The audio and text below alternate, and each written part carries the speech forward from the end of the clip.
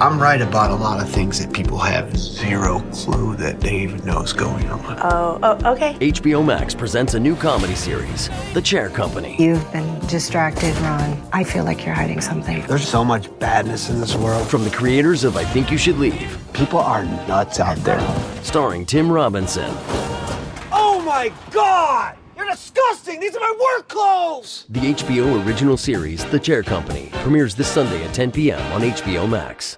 This moderately successful, hyper local best friend podcast just eviscerated Kyle Mooney. Oh! Did you hear what they talked about on Text Me Back podcast this week? They did 45 minutes on Jingle Bells, an hour and a half on a Ken Griffey Jr. commercial from 1992.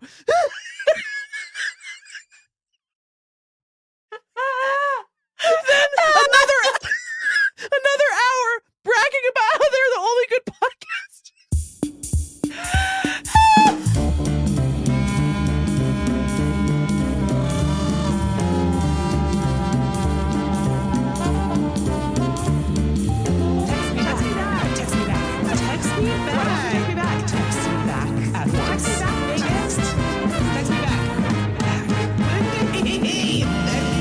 For the intro, you say, "Welcome to Text Me Back. I'm Eric from the Sewers," and then I have a follow-up thing to say. All right. Welcome to Text Me Back. I'm Eric from the Sewers. And I'm his twink son. Not pictured. The Sapphic. That the Sapphic is Eric's mom who wouldn't kiss him. The Sapphic mom, I feel like the Sapphic mom does have something she needs to talk to Eric about. Welcome to Text Me Back podcast. It's one of the only podcasts. That's that what there saying. is. Mm-hmm. Yeah. Of all the podcasts, it's just mostly ours. As expected, we were not eligible to be nominated for the inaugural Golden Globe in podcasting. That's fine. I thought they were going to change it. Seems just strange. in time for us. It seems weird because this is the only podcast. So, whatever. It's fine. We're going to do something that we're calling tidings. And then heyo. Wow. What's that? What was that about? That's frightening. And we're going to do a little something called 2 Minutes Hate. But before that, we got to get into Jingle Bells, bud. Yeah, we got to do an update. We got to get into Jingle Bells. Didn't we used to have a thing we would say when we were doing an update on something? I don't remember. I couldn't remember tidings, which is the main thing we do on this show. So. I feel like there used to be a thing where we would be like, oh no. If you remember if there was a thing we used to do when we did an update on things, can you tell me? I'm sad. 703-829-0003. That's the number. I can remember that. So, so Jingle Bells. So last week, Lindy had a lot on her mind vis-a-vis Jingle Bells. Mm-hmm.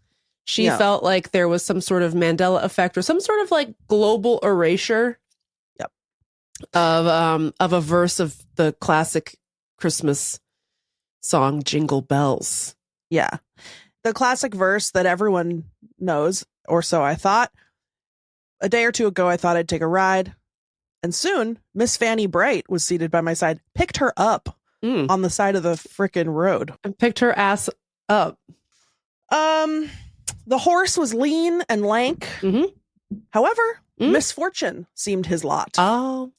And that horse ran straight into a drifted bank. Fucking idiot. I know. Jesus. And then our narrator / hero and Fanny got upsot, parentheses, tipped over into the snow. Interesting. And I want to say, I actually even fudged the details a little bit because I got self-conscious about just how esoteric and old-timey I am. Mm-hmm. I claimed that I knew the verse as this: he got into a drifted bank and then we got upsot. That's not even how I knew it, how I knew it to go. My version was he got into a drifted bank and we got upsot. we got upset is how I learned it. and we question mark, we got upset. Oh, we? If you're wondering what happened to we, I was like, what are you saying? None of this is entering my brain as like comprehensible. Like, I don't know what's happening. I'm having a brain problem. Your brain got upset. My brain drove right into a snowbank, and it was curtains for my ass. Yeah. Well, I had to put it in text me back syntax, which is, and we question mark, and my ass. Oh, baby, we got upset. Baby, we got upset. That ass was upset. Last week, I was already feeling a little bit too fragile to even say to you, we got upset. So not we. I had to come clean about that. Not so if wee-wee. anyone knows it as we, let me know. Because are you sure you want to open that can of worms? Because last week we were like, if anyone knows this insane lyric that no one's ever heard of. It's so unknown that it had to be cut out of Lindy's book because like 10 people editing it and like her close advisors of knitting celebrities were like, I've never heard of that in my life. Beloved art critic Jen Graves jumping in to say, girl, no, that's not anything. Pulitzer finalist. Yeah, saying, no, nobody was ever upset. I've never heard of that. As it turns out, before I say this, I just want to say, we make this show and we make it believing in our hearts that what we're going to do is going to delight you. And it does, which makes us really happy.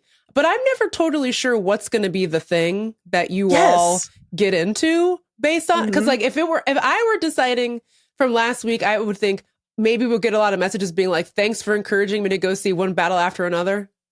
I thought it was going to be Jeepers Creepers for sure. I thought the Jeepers Creepers thing was really funny. I laughed so hard editing Jeepers Creepers. And to be fair, the episode where we are in space and time, the episode just came out this morning. So who knows how this will play out over the weekend. Yeah, but early returns suggest not a one of you gives a fuck about Jeepers Creepers. I've heard Nate Silver says. Speaking of peeps, I haven't heard one about Jeepers Creepers or the peepers he desires from any of you, which is fine. You don't have to get. Hey, we believe in autonomy at Text Me Back Podcast. It never would have crossed my mind that we would have set off a discourse for the ages about goddamn Jingle Bells. As it turns out, the Venn diagram of people who listen to Text Me Back Podcast and people who have heard the lost verse of Jingle Bells is a circle. Like 100% of you wrote in and called. The best friend party phone hasn't seen this kind of action in years. Okay. Oh, it jingle-jangled right off the handle onto the floor and smashed into pieces. The best friend party phone drove into a snowbank. Yeah. And was upset by how many people were calling and texting it. Yeah. Yeah. It was crazy. Everybody absolutely screaming at the top of their lungs, I know what Lindy's talking about. Right. Not one person sending well wishes on our mental health. No. Which we also discussed. No one with a perspective on Bad Bunny. No. Just one person was like, you got to watch this Tiny Desk concert. And I was like, girl, you think I haven't watched that shit? No, people are consumed. People are aflame. You tapped in to the zeitgeist, bro. Yeah. It's crazy. I did. And so, yeah, what I learned is that lots of people know that. And honestly, I'm annoyed. Yep. Let them have it.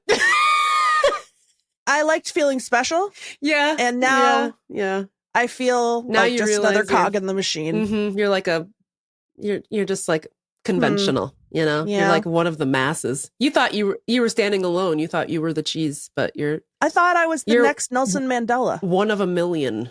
Yeah. No, I'm not annoyed. It was cute. It was very cute, very validating. I will say one person said it's not in the We Sing for Christmas and they linked to the Spotify. That's interesting because I got like 4 messages that said that it was in We Sing Christmas, including from college roommate Amanda of Oprah the Rat fame. Yeah. Amanda. It's me. The Jingle Horse. No, because, so We Sing for Christmas is on Spotify and it has a version of Jingle Bells on it and that verse is not in it, which I already knew because that's the first thing I did. However, I also don't think it's the same I don't think it is We either. Sing for Christmas. I think they re-recorded it. Because I went back to listen to We Sing Silly Songs and I was like, oh no, I don't know what this is. It sounds very modern to mine ear. Yeah. It doesn't feel viscerally familiar. Mhm. So what I need to do now is either track down my We Sing for Christmas booklet, which is The OG. missing. The OG. Although I haven't looked everywhere. Mm-hmm. We have 3 pianos. Sure. And I can see it. It used to live in the piano bench. They're saying that's a perfectly normal number of pianos to have in one house. Mm-hmm. Yeah. So I've checked 1/3 of the piano benches, Mm-hmm. and it's not in the first one that I checked, but I Right. got to check the other 2. And if I can't find it, I will be ordering a copy on eBay, and I will be finding out, because this podcast, more than anything, is a mystery solving podcast. Yeah. Yep. But yeah, many people said you sang it in choir, Yep. which I love. We love it. Many people said that you also had elderly fathers. Mhm. I who liked that. I liked the elder listened father to- check-in. Mm-hmm. Yeah, the Perry Como demo. Mm-hmm. They say, Lindy, they're saying that Barbara Streisand has a version where she sings this verse. And I was like, what? Like, how is anyone not hearing that version? So then I got a little bit confused. And here's one thing that threw me into sort of like a reverse tailspin of what you're experiencing, which was somebody wrote in to be like, oh yeah, that verse is on the Roaches Christmas album, who are 3 gals who I think that their whole bit is that they sing like angry New Yorker women on the subway. Parentheses, good. My family had the Roaches Christmas album, and we wore that motherfucker out. That album has like one of the best versions of We Three Kings I've ever heard. It goes crazy. It goes absolutely insane. It's on my Xmas bangers list. Don't worry. Star of Wonder, the harmonies, please, ladies, don't hurt them. Don't hurt them, Roaches. Okay. Anyway, so then I'm like, well, then how is it I've never heard of this?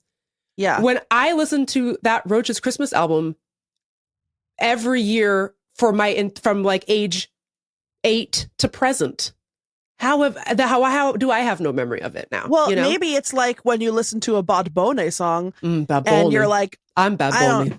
You're like, I don't know what any of these words are. Exactly. But I like what I'm hearing. Yeah. Like I'm just maybe vibing. when the Roaches are blasting through, the horse was lean and lank, misfortune seemed his lot, we got into a drifted bank and we got upset. You're like, Whatever. Why would that register to you as the English language? Yeah, that's true. And that's fair. And also, if I don't know if this is controversial or not, I don't really like that song. I don't like Jingle Bells. Jingle Bells don't even slap. You know what I mean? Unfortunately, this podcast must acknowledge Jingle Bells is a skip. It's not a hit. In a game of pass or smash, it's a pass. It's a pass. You know? Yeah. Meanwhile, We Three Kings by the Roaches smash it multiple times in one day. Incredible jam. Incredible banger. The problem with Jingle Bells is that it's mostly one note. It's just that over and over and over again. But literally, so much of it is that just literally one note. Not one note in a so true. figurative Oh, way. that's so true. Yeah, you're totally right. You could even just stay on that note. No one would ever know. No one would ever know. You know? Well, you know Not what? a good song. That's why I think that's why I know that verse. God, we're getting too deep into this. This is I so know. We stupid. gotta wrap it up. But I think that's why I know that verse, because the song is so boring, but that one verse tells a little story, Yeah. and I like that. Well, there's I was a like, person in finally it. something's happening in this song. Everyone is like anonymous in Jingle Bells till this one named woman shows up. Okay. Hello. Oh, it's like in Parson Brown shows up. Yeah, who the fuck is that? Who's he? Hello? What? Why is he involved? Okay, so we got like it was like not even joking. Like we got like 50 emails this morning about Jingle Bells. Can I say something? It rocked. It was really funny. It was just like 50 people being like, "Tell Lindy she's right," and I was like, "I will. I'll tell her." And a lot of people saying where they knew it from. Most of you know it from Barbara Streisand. I don't know if that's like surprise. I don't know if that's surprising to me or not. But anyway, really, can I do a quick aside, which is that Barbara Streisand has never in my life crossed my radar at all. I I'm so, and I don't mean it in a derogatory way, but I don't know her. I don't know anything about her. The only thing I know is that when she built that village in the basement of her house. I don't even know that. Oh, you're going to like that one. I only know that she's Josh Brolin's stepmother. Is that bad? Am I centering her around men? I'm sorry. I mean, obviously, I know she's an incredible singer and she's like a diva, parentheses complimentary, but I don't know what she gets up to. I don't know any of her. Does she sing Memories? I feel like she's got a Memories cover. I don't know. Oh, I'm inviting so many more emails. It's okay. I don't have any beef with Barbara. Let it be. Oh, you know what the main thing I know her from? What? Showing up as a surprise guest on Coffee Talk. When, that was a good one. Madonna was hosting SNL. Right. And they didn't know. Mike Myers and Madonna, and I want to say Roseanne was there as well as the grandma. Yeah, maybe. I don't remember. Yeah. I don't remember, but none of them knew that Barbara was going to be there, and she came out and they've all freaked out. And I have that imprinted on my mind because I used to have it on VHS. Okay. I just want you to understand that at her house in Malibu, she turned her basement into like a country village. And then I think she hired a staff to be like villagers to work at the little stores in her basement. That's, I think, very normal. I love it. This day and age, the list of things that you can do with your tremendous wealth. I'll take that. I'll take that over massive undisclosed donation to Talking Points USA. Interesting. That's fine with me. Anyway, so we got a very important, of all the emails, which were all hilarious and beautiful, we got one really, really special one. One beautiful one from an old friend of Text Me Back podcast. His name is Robert, and you may know him from the time he arranged our Tidings song, which you'll hear in just a moment when we actually do the segment that we call Tidings. And he got like a bunch of beautiful singers to sing Glad Tidings over Zoom, and he turned it into this beautiful song. I don't know why it didn't cross my mind that he would have been one of the first people to, and in fact he was like one of the first 5 people. So please enjoy. Hey, Lindy and Meagan. Long time, first time. This is Robert of Glad Tidings, coordination, etc. I had to pause the pod because obviously I know I am very well acquainted with that particular verse of Jingle Bells. Not just because of the Barbra Streisand version, et cetera, but because I'm married to a professional schlock Christmas auteur, collector, I should say. But also, not only have I sung it and heard it many times, every year I am part of a choir that does a caroling gig at a German Christmas market, and we have to sing an hour-long Christmas caroling set all in German. So I have sung that, and in fact, I had to go source and arrange that verse in German. And it goes as follows. Excuse me. You can cut that out. Eines schönen Tages, da ging es los im Nu, da kam Frau Fanny breit vorbei und setzte sich dazu. Das Pferd war dünn und mager und hatte wohl kein Glück. Der Schlitten fiel auf einmal was für ein Missgeschick. Hey, Glockenklang, etc. And the other thing I'll say about this version of Jingle Bells in German is that the way that they've translated sleigh ride is as the word Shlittenfahrt.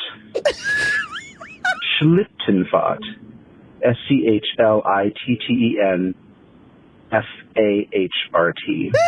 And I tell the choir when I work with them, that L in Schlitten is the most important L you're ever going to sing. Anyway, love you guys, love the pod, and Merry Christmas. Merry Christmas, Robert! I don't know if you couldn't hear it at the end. He says that L in Schlittenfahrt is the most important L you'll ever sing in your life. Or the least important. Otherwise, we're going somewhere else during German Christmas. First of all, Robert, thank you. King. Bless you. Yeah. But Meagan, I just had an idea while Robert was talking. Lindy and Meagan's Christmas Schittenfahrt to the Christmas market to see Robert's German choir. Robert, drop a pin. Where's Robert? The German Christmas market? We're on our way, bud. Meagan, I'm not joking. I just literally... neither. You love Christmas! I do love Christmas. I don't want to go to the middle of I continue. I do love Christmas. So I just was just a couple days ago, Ham and Roya and I were talking like, oh, maybe we can go on a vacation. Maybe we can go on a vacation at Christmas. And of course, Aham and Roya are like, yeah, let's go to Mexico and go on the beach. And I was like, why don't we go to a German Christmas market in Meagan literally, well, I was like, yeah, I'll do whatever you guys want to do. But just so you know, if I was planning by myself a vacation at Christmas, what I want to do is amp up the Christmas. I want more Christmas. I literally said what I would pick is we go to Germany and we go to the German Christmas market to have Glühwein or whatever they have. And a big ass pretzel. And or something. and a long sausage. And then they said, ha ha ha. That's why we're different. And I said, ha ha. Opposites attract, I guess. I don't know. I never really understood the whole snowbird thing in the first place. Like, oh, I leave my home in the winter to go to Arizona. Oh, okay. I just got through 3 months of being hot. Why would I want to go be hot? That doesn't make any sense. I just survived. I'm not going to Mexico in December. Get a grip. I want to experience some wintertime adversity before we pick things back up again, you know? Meagan, you don't have to come, but I will be going to the German. Well, but also you do have to come. So you need to be a supportive friend to one of our top contributors of Text Me Back podcast. We need to be a supportive friend. Shlittenfart is so funny. Meagan, come shit and fart it with me. Okay, Robert, let us know where the Christmas market is popping off. We'll be there, bud. With a special surprise that we're sending to all of our Jingleheimers, but he might have gotten his already by then. I hope so. God, pray for me if he hasn't. Anyways, speaking of Robert, shall we tide? Yeah. We're gonna tide.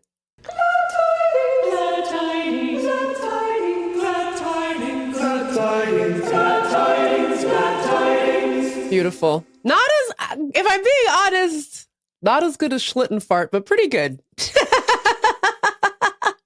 Lindy, I hear you have an update. Yeah. For the people. I have an update. So, remember when we were having a shrew? Uh-huh. Either 8 different shrews or the same shrew 8 times. Yep. Yes, proven to be one shrew 9 times. Oh, okay. So, over the summer, we had a shrew in the house, which I captured and released 8 times. Finally, on the 9th time, I drove it a mile away and released it into a beautiful river valley. Because the shrew is known as the cheetah of the wetlands. So I thought maybe he'd be happier down here by this little stream. Yeah. Anyway, he has not returned.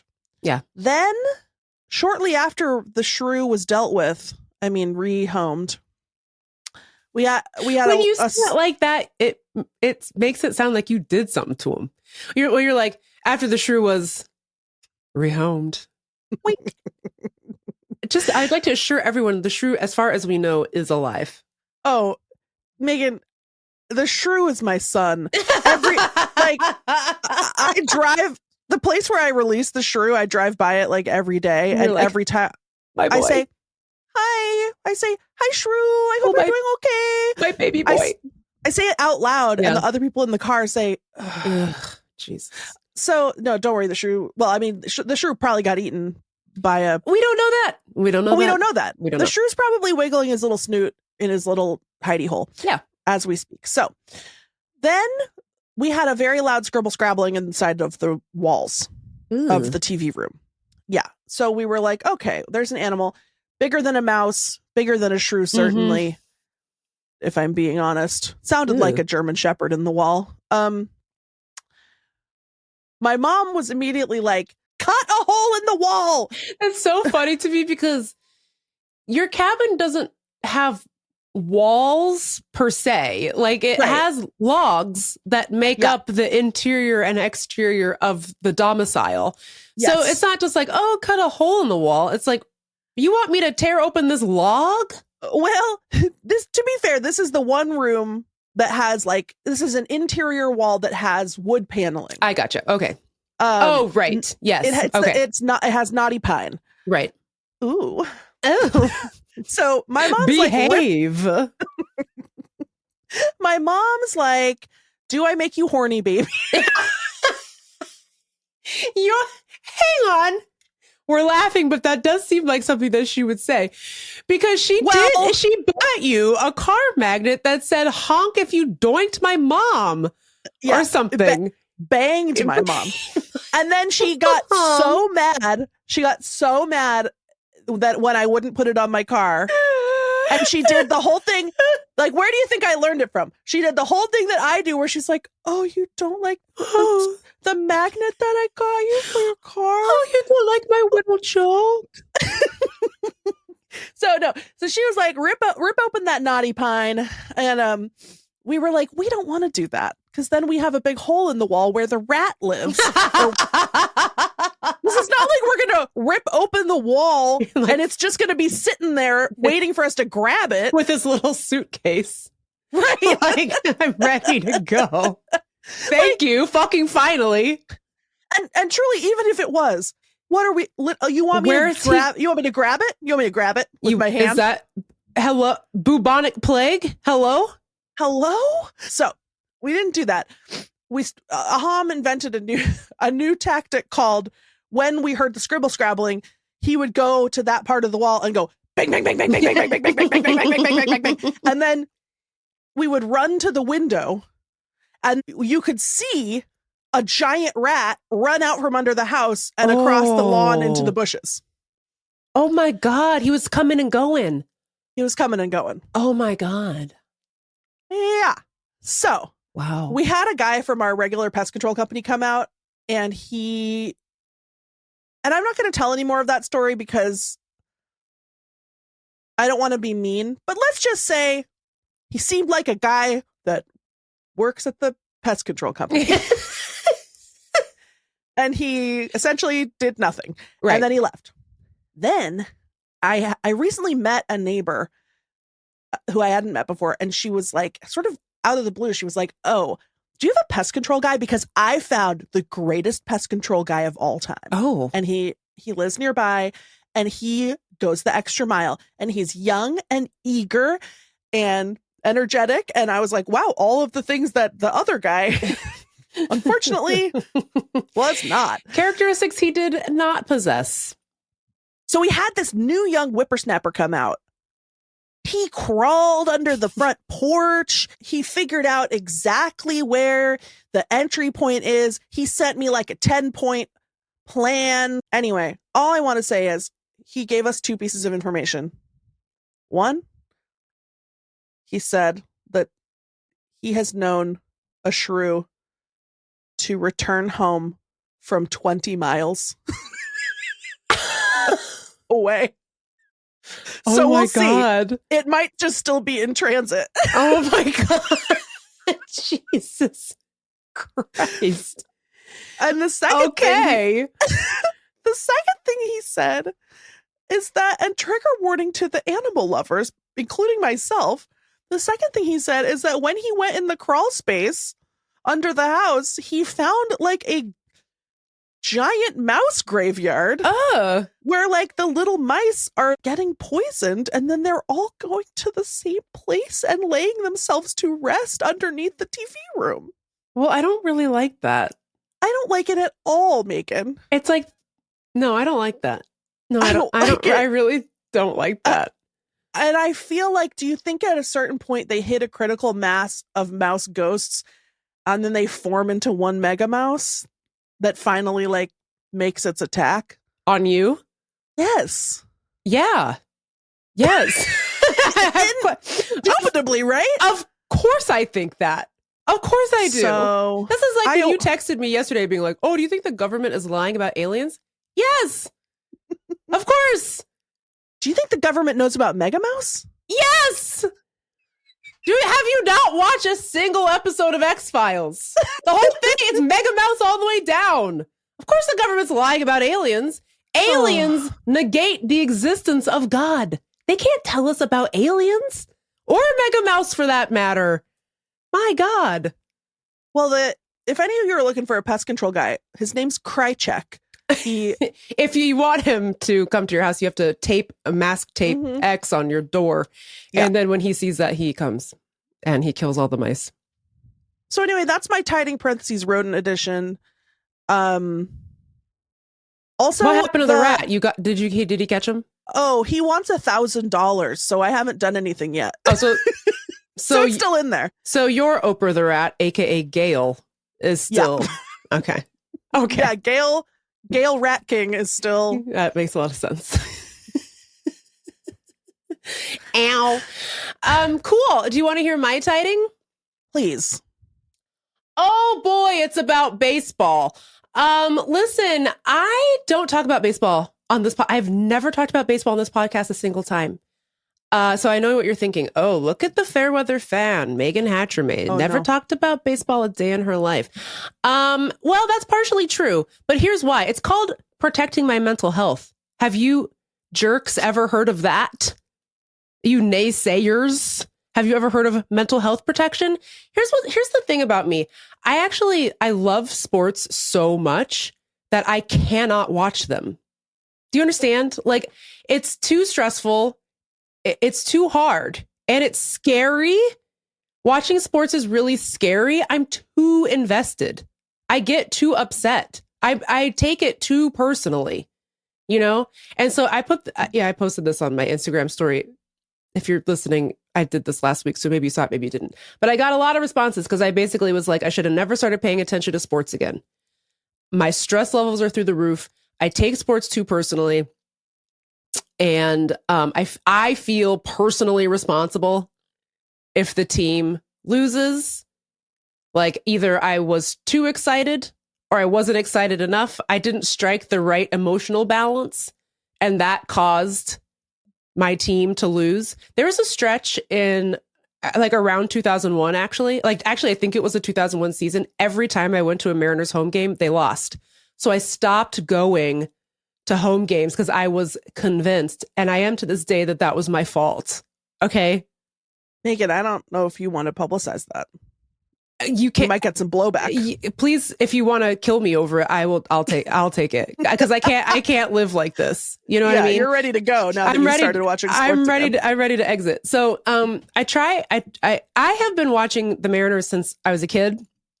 And for all of you who are as old as Lindy and me, you remember how fucking horrible they were for like the first 20 years of their existence.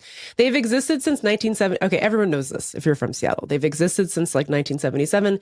They have gone to the World Series 0 times. No times. Do you want to guess how many other MLB teams that is true for? None. It's only the Mariners that have never ever even walked through the gates to World Series. Never happened. Okay.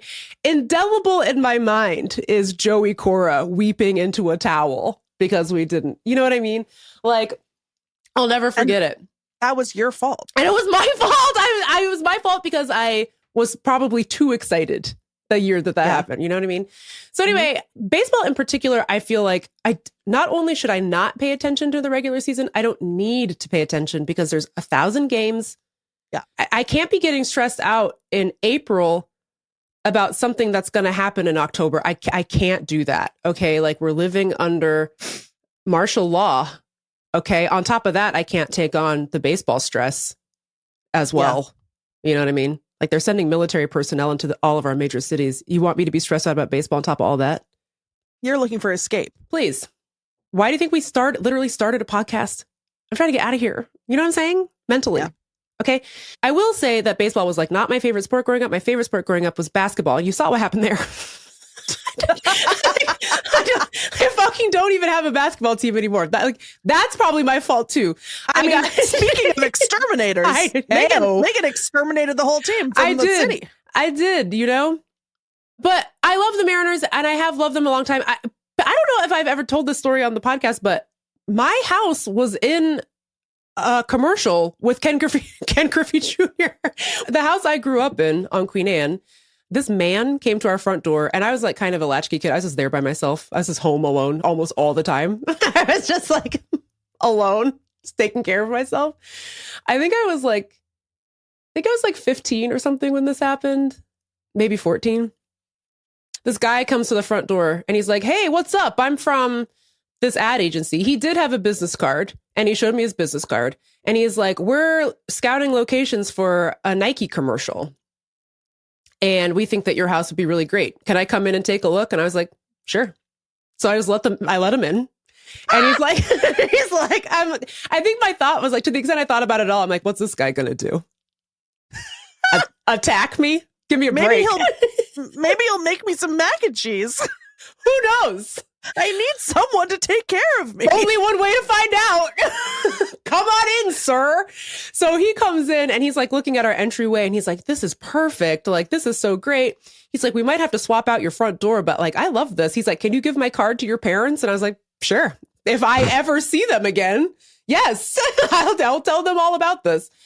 So of course I did. And then once I told my parents, that was the first instance of me being like, oh, maybe I shouldn't have let the man into our house. Because my parents were like, "Megan." And I was like, well, he gave me his business card. So they called him back and he's like, "We love your house. We want to put it in the commercial." And so they filmed this commercial where I'm sure if you're an old head, if you're a Seattle old head, you will remember it's the guy who's holding up the target and he's like heckling Ken Griffey Jr. And he's like, "Hit it here, Junior." And he goes all over the Kingdom to get him to hit it in different parts of the park. Griffey does it with no problem because he's Ken Griffey Jr. So then the guy's like, "Oh, I got to up the stakes. I'm going to start going around to like different Seattle landmarks to see if he can hit it there." So he's like on top of the Space Needle. He's at the Elephant Car Wash, RIP. Maybe the Lincoln big tow truck. Not sure. I'll look up the commercial and find. So he's going to all these different places. The troll, probably. All of the iconic. I believe he is on a ferry at one point. We'll find the video. We'll post it. And then he's like, "Okay, I get it. Griffey, you're really good at baseball. Stop hitting home runs at me all over the city." And so he runs home. He runs back to his house to hide from Ken Griffey Jr.'s powerful strikes.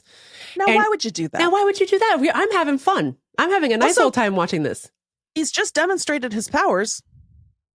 Hello? You can't put two and two together? You don't go there. He's just going to destroy your front door, which is what he did. So he runs up the stairs to his house, which is my house. And they did swap out our front doors. So they swapped out our front door with one that had a bunch of glass panes, and they shot a baseball through one of the glass panes. And the guy's like standing in our entryway with his "Hit It Here, Junior" sign, and he gets hit with the target or with the ball. The ball hits his little sign, and that's my house. That was my house, and they got all this baseball memorabilia. So they had like these bobbleheads of these guys that used to play in the Negro Leagues and all these like framed old Sports Illustrated, and we got to keep all that stuff. Or I don't know who has it now, but at the time we got to keep all that stuff. Don't you have a bobblehead at your house? I have an Edgar Martinez bat. It's a light bat bobblehead, and it works as a real light. Anyways, don't sit there and act like I don't like baseball. I just can't talk about it because I have a family history of heart disease. Okay. So anyways, as you all know, the Mariners are in the playoffs for the first time in 24 years. And every time they do something, the announcers are like, "That's the first time that's happened since 2001. Shut up, Ken. We fucking get it, you know?" Also, if the Mariners aren't even doing a good job for 24 years, why do I have to sit in traffic all the time? Can you guys, what's going on there? Can you just put a pause on the games until you figure this out? But I guess now they did. So they did. They figured it out. Well, God bless them. Ooh, I hope so. Where we are in space and time, they are currently playing the Detroit Tigers. I had hoped that they would have wrapped it up in game 4 last night so I could have come on today to be like, hooray, you know? Yeah. But they didn't. They lost very badly and for no reason, basically, which is kind of a classic Mariners thing to do. Game 5, the final game, win or go home. is tomorrow where we are. So you listening to this, you know what happened. I don't know what happened, and I'm upset. I've put out a call to all the clairvoyants, the precogs, the witches. If you know what's going to happen, will you at least just tell me so I know how to emotionally prepare, for like what's going to happen to me tomorrow? This is to decide who goes to the World Series? No, or this is it is just to decide who goes to the ALCS. So we don't even, we're not even close barely, yet. Oh boy. baby, we're still chopping the vegetables. We haven't even started boiling the water for the stew. You know what I'm saying? This is actually more about aging than than baseball. Yes. But here's how in denial I am about getting old. Yeah. The other day, I don't remember what it was that made me think of this person, but I had this thought like, oh, I wonder if Ichiro's still in the league. I wonder, it wasn't even that. It was like, I wonder who what Ichiro team does plays. Ichiro play for? I wonder what team Ichiro plays for now. And then coincidentally, just a few days later, Meagan posted this picture on her her Instagram story of an old man, an old man, an elderly gray-haired man being an elderly Japanese man being inducted into the Mariners Hall of Fame. And then the caption said Ichiro, and I said, Ichiro who? Ichiro, the young baseball player, the young upstart from Japan. In my head, he's still, because I sort of vaguely paid attention. Yeah, just pre Ichiro, so right. I remember he was like the new guy. Yeah. And when I kind of stopped paying attention, so in my head, he's still kind of just like a young upstart. Yeah, the new guy that we just drafted. Yeah, yeah, it's so funny. Well, this whole thing has been kind of a mind fuck for me. This whole this hasn't happened in 24 years because I'm like, well, I don't know why you're saying it like that because 2001 was last year. That was not. And what really fucked me up was that they were saying something about, well, it's now called T-Mobile Park. You and I know it as Safeco Field, of course.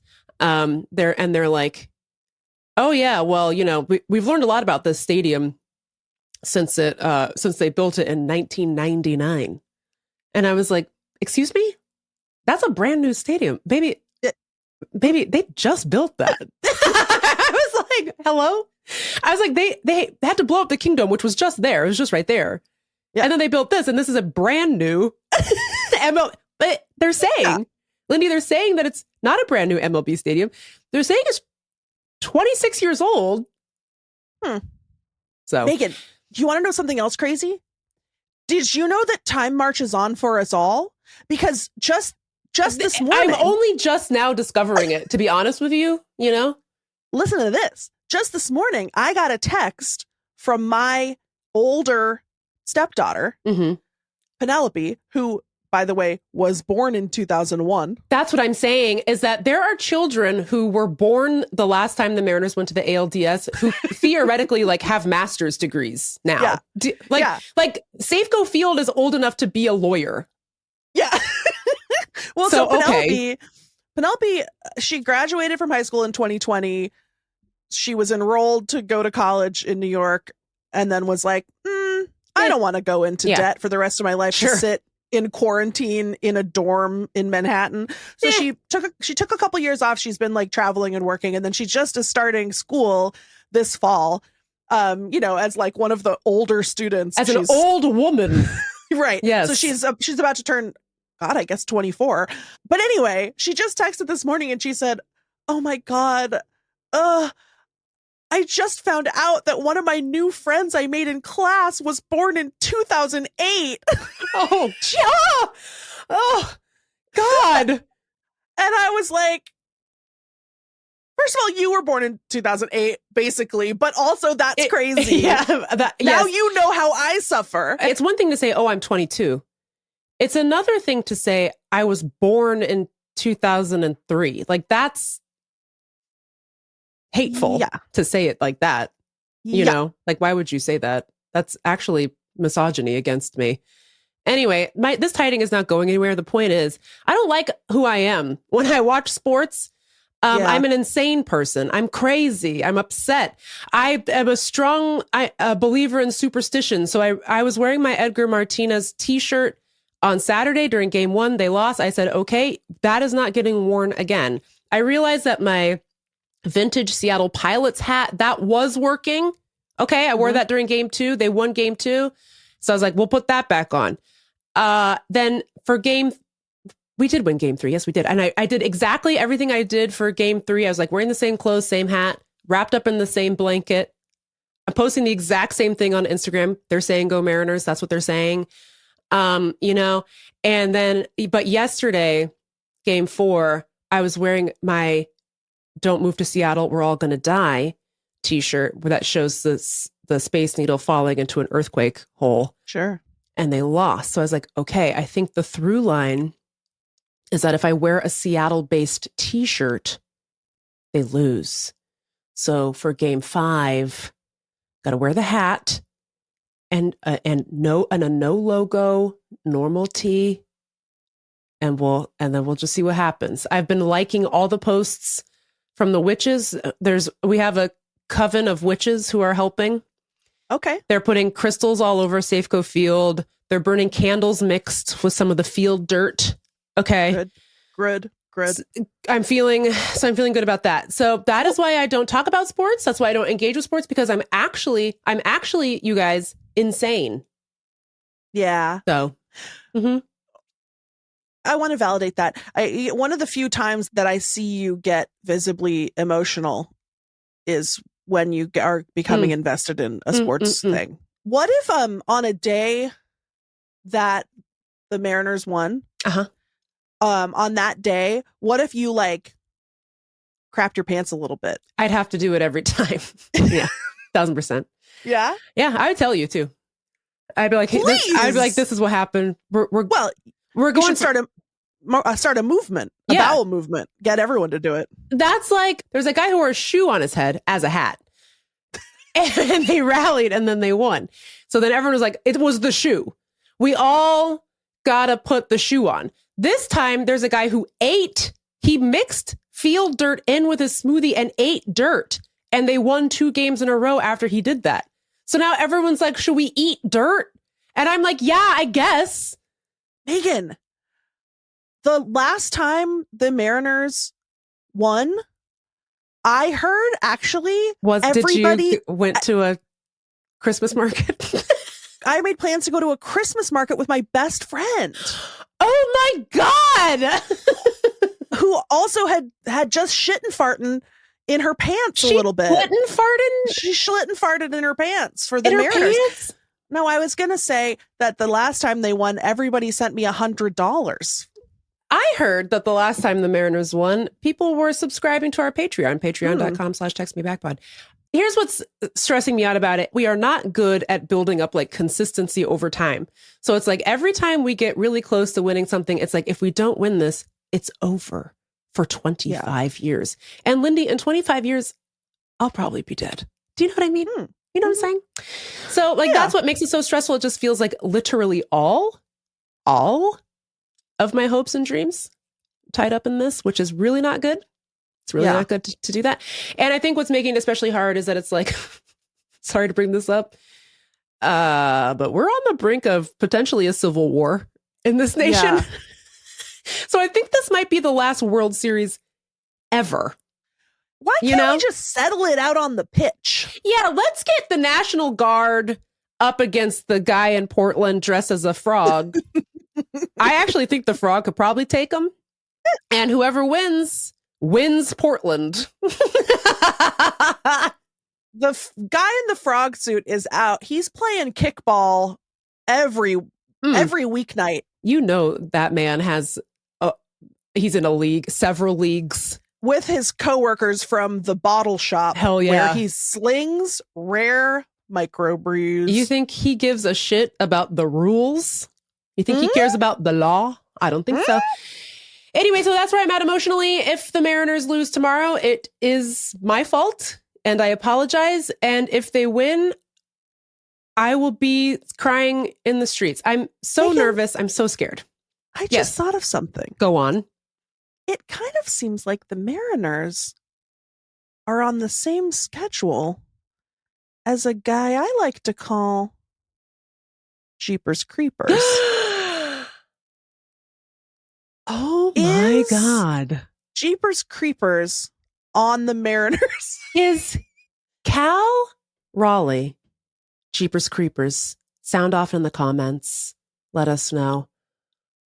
Did you see that when LeBron was playing with Bronny, the Griffey boys went down to LA because they were like the first father-son team since the Griffies? Isn't that cute? That's cute. So they had a little father-son little bro down before the game. Was mean about that, but I liked it when LeBron got to play with Bronny. Also, let LeBron do whatever he wants. Who cares? He's LeBron. Anyways, we're gonna take a break, and we'll be right back. And if hang on, before we do that, if you are stressed out about sports, please do call me. How do you deal with it? People were messaging me being like, "I'm going to Game 5 tomorrow, and I'm gonna die," and I was like, "Yep." Nice knowing you. We're gonna take a break in a couple minutes, And we'll then be right back. We're gonna end the show. We talk too much.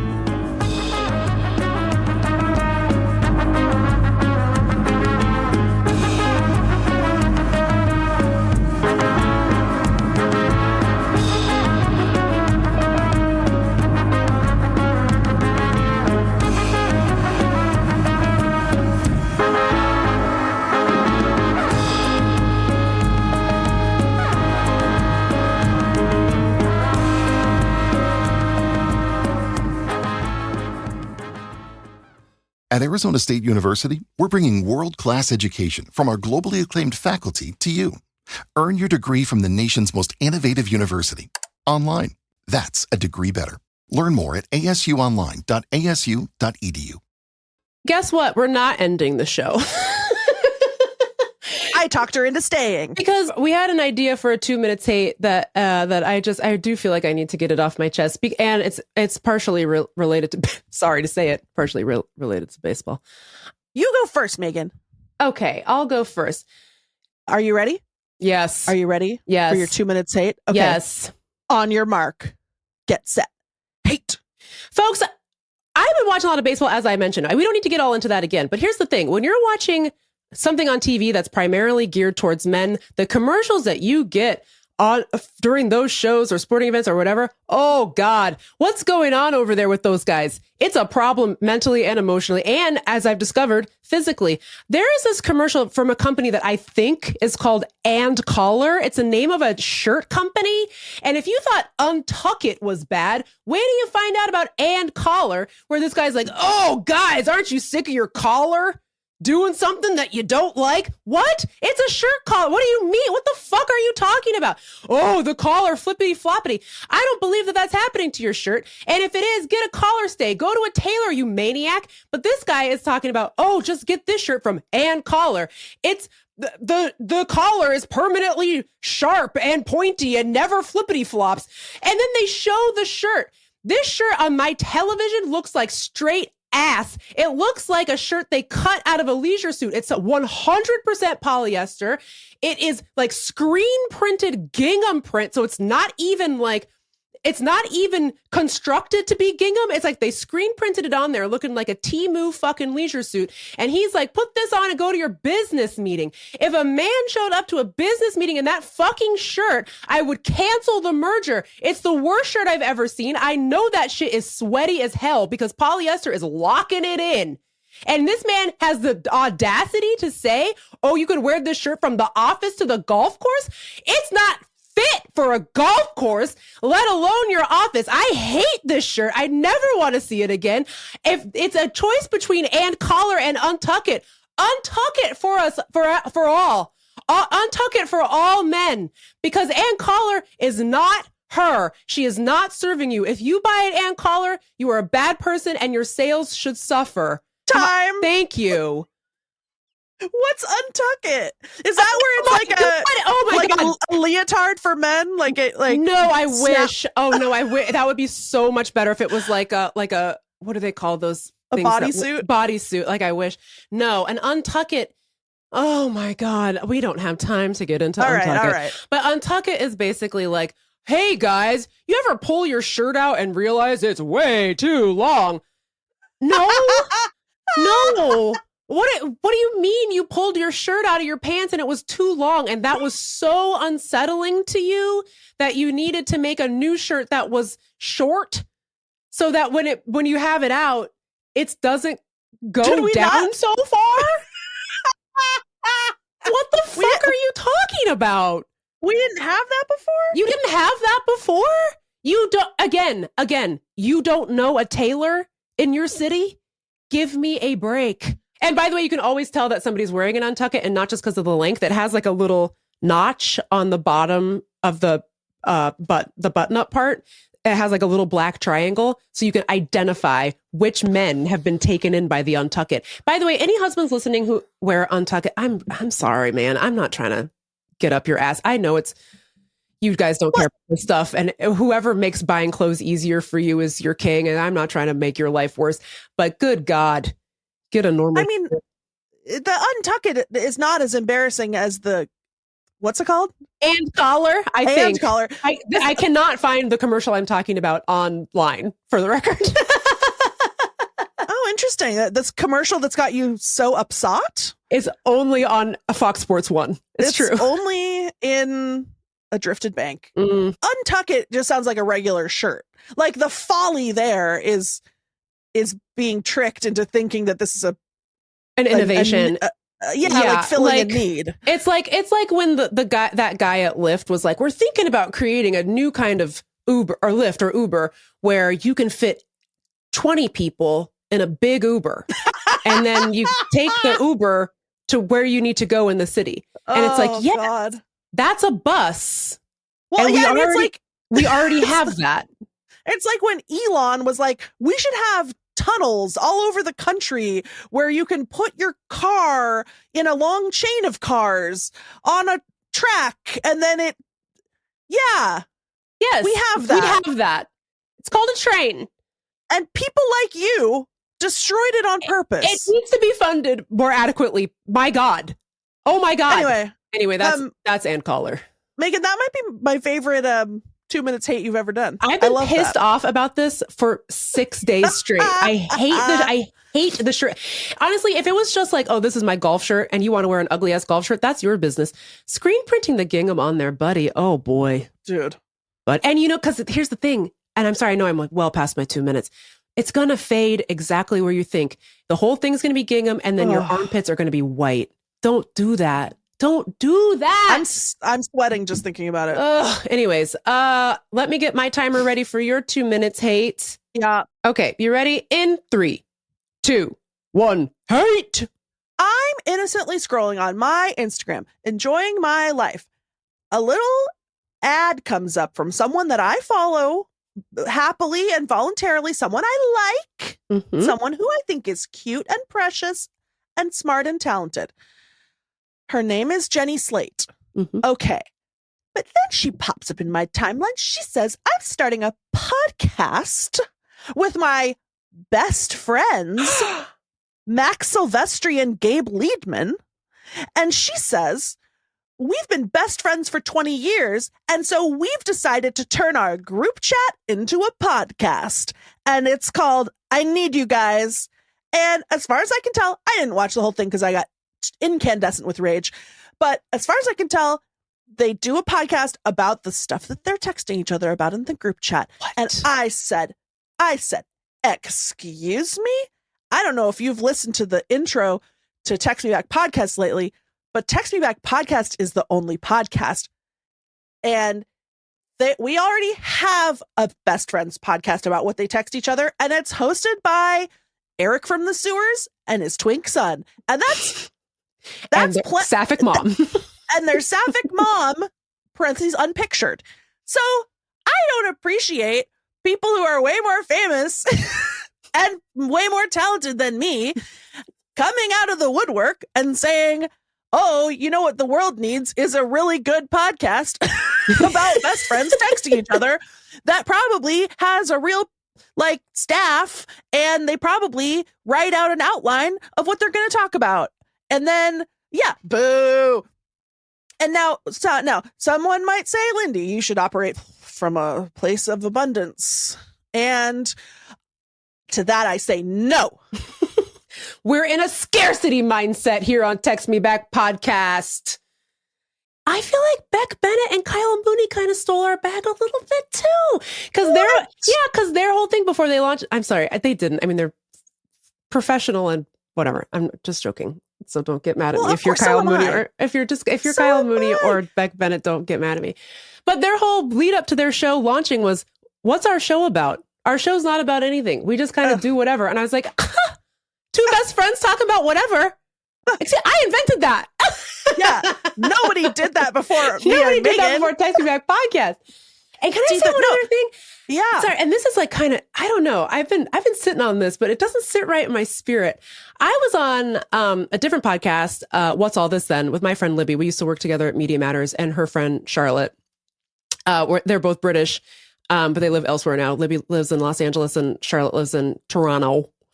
And they have people on just to talk about like British culture, which is really funny. By the way, this is not a complaint about their show at all. But when I went on their show, I did my bit about how like I'm not going to take a lesson from a British person telling me how to pronounce stuff when we all lived through Mexico week on Bake Off. Like we heard how you said taco, right? And guacamole. We were all there. We saw it, right? So I did that whole bit. Went over great. 2 weeks later, or 2 weeks after the episode comes out, I'm scrolling TikTok, and there's a woman with like hundreds of thousands of followers doing a bit on her TikTok where she's like, okay, so just to go back, the example that I use in this bit of mine is a British person saying that Americans mispronounce croissant. And I was like, and so what I said was, first of all, why are you carrying water for the French? It's not even, you know what I mean? They don't like you either. Okay. And second of all, I'm not going to take a lesson from a British person about how to pronounce croissant when you're out here saying taco and guacamole. Okay. And we're not doing that.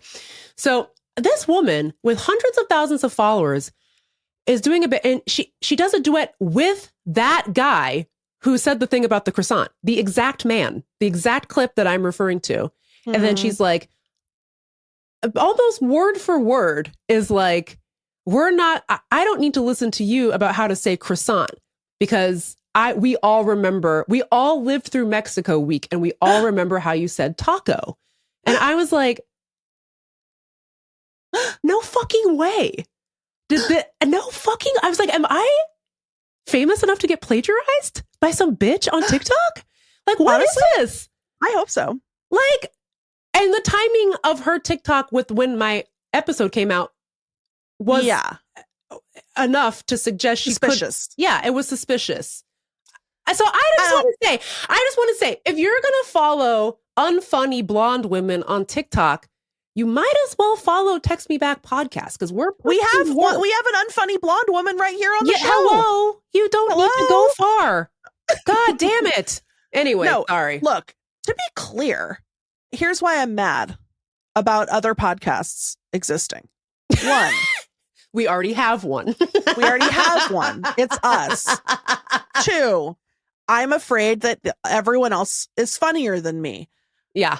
Three, number two is true. Yeah. Four, I like Kyle Mooney and Beck Bennett better than I like us. I know. That's what I don't like about it either. I was like, stop being better at this. We're trying so hard. And you guys are really funny and good at this. Leave some crumbs for the rest of us weirdos. Stop. Also, yeah, so to be clear, this was a backhanded, ironic. Yes. Actually, I'm trying to compliment the new podcast. I need you guys. I need you. Jenny Slate.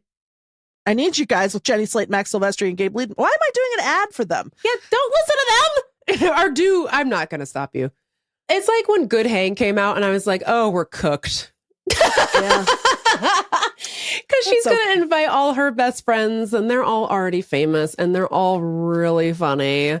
And every single clip I've ever seen of Good Hang is the most charming and hilarious thing I've ever seen in my life. Like Regina Hall was just on and she was like, when you ask men who their best friends are, they say, my wife. And when you ask women who their best friends are, they say, my friends. And then Regina Hall goes, Lisa. And I just love the concept of Lisa so Yeah, much. Lisa's my best friend too. Who's your best friend? Oh, Lisa. Meanwhile, her husband's like, Regina Hall. I guess really what I don't like is I don't just want to be the only podcast. I also think that that we should be the only best friends. Yes. And I think that's a really important issue. Yeah.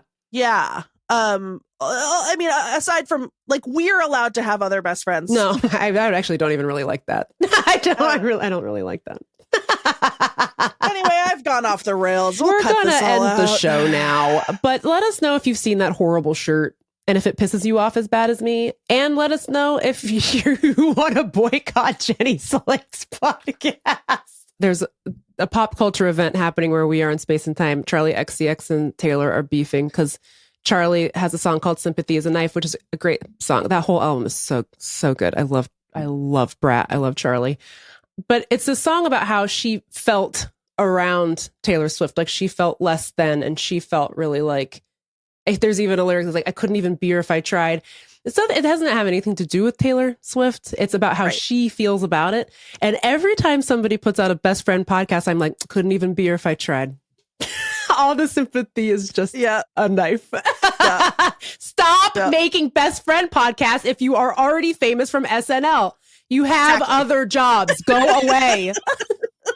And you know what? Don't be like Taylor. Don't come at me with a diss track back. No, because it's not about you. It's about my feelings.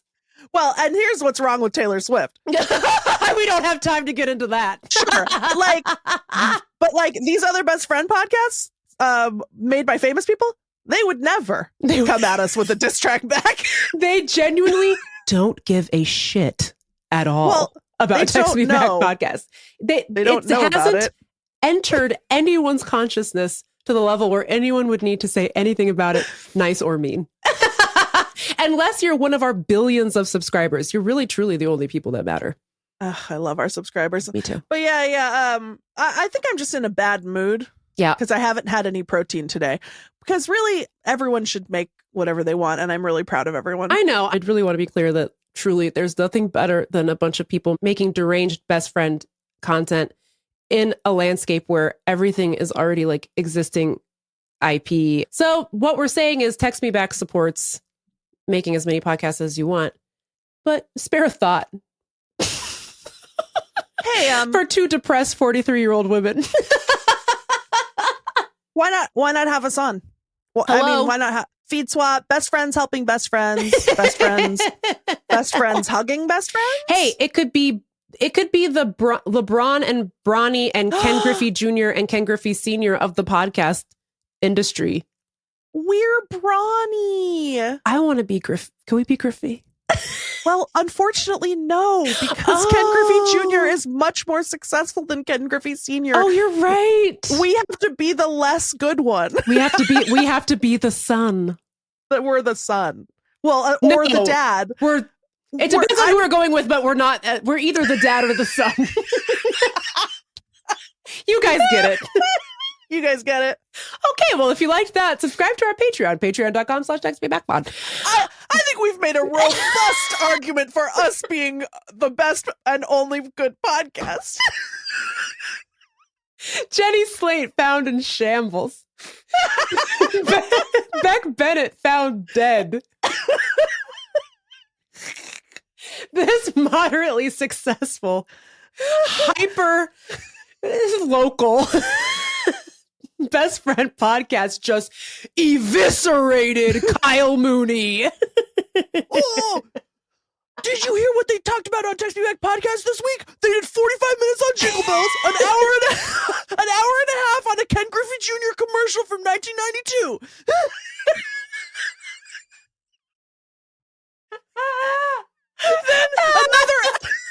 another hour bragging about how they're the only good podcast.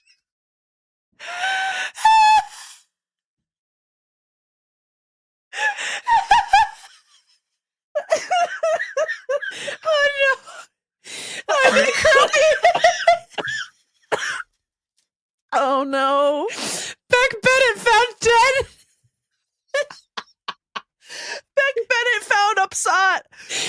a drifted Axel bank. Vestry driven into a snowbank on a jingle horse. Never to be heard from again. Oh no! Oh no! Gabe Liedman beamed in the dome by a fastball. I mean a home run. Ken Griffey Sr. kills Max Silvestri? He's with a baseball? He's not even that good. Okay, well, bye. We're going to end the show now. Oh, God. Oh, my tummy hurts. I hit my head on something and now I'm sad. Bye. Can I say the part of that whole bit that was the funniest is the thought of like someone like bursting into a room to be like, did you hear what they talked about on Text Me Back podcast? There's like a record scratch at the jukebox. Everyone's like, oh. The guy's like, New York City. Oh no. Oh, I've never cried so much in my life. What are we doing? Okay. All right. Well, if you're headgum, if you're listening, Yeah. this podcast is for sale. Get out that checkbook. Oh, I think I gave myself a hernia. I think I gave myself asthma. Okay. All right. We're going to take a break. You probably won't hear any commercials given that this podcast is not that successful. And then we'll be right back.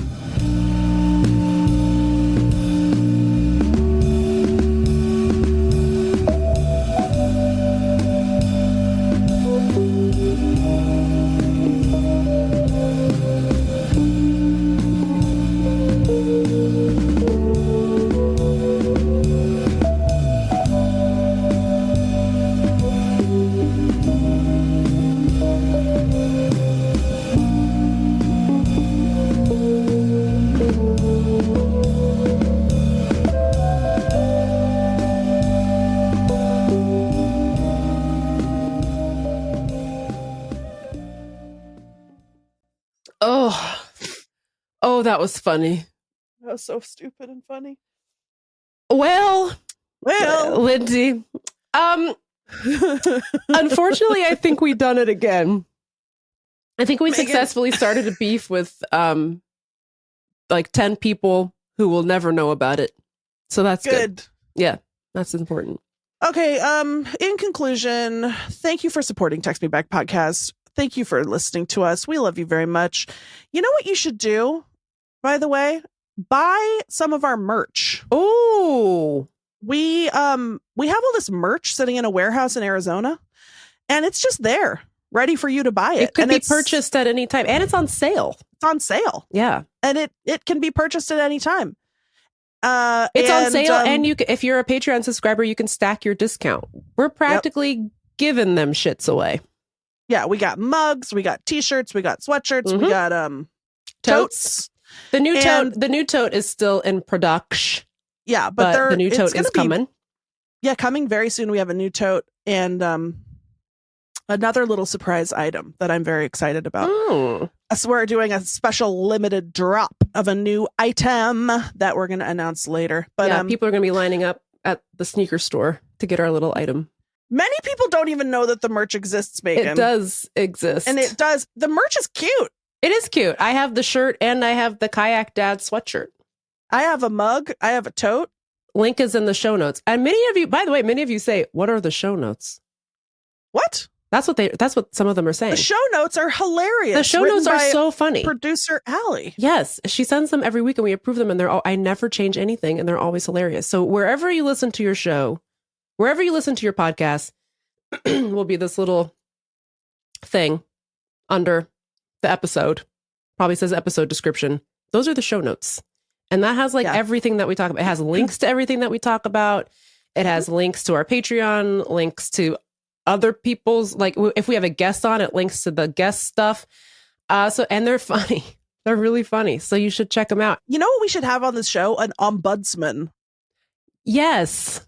We were jokingly, when we were at KUW, do you remember we joked about having an ombudsman? And the ombudsman was going to be, we were going to name the ombudsman what do you call it when you jumble up? Not an acronym.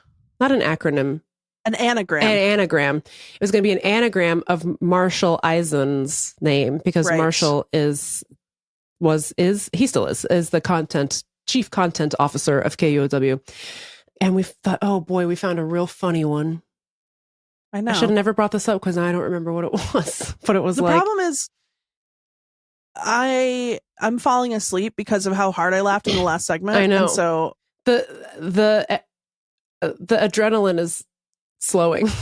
Yeah. So now I think we got to go pretty soon. We got to go right now. I've been trying to get off this podcast I thought you were for half an hour. I thought you were researching our funny anagram.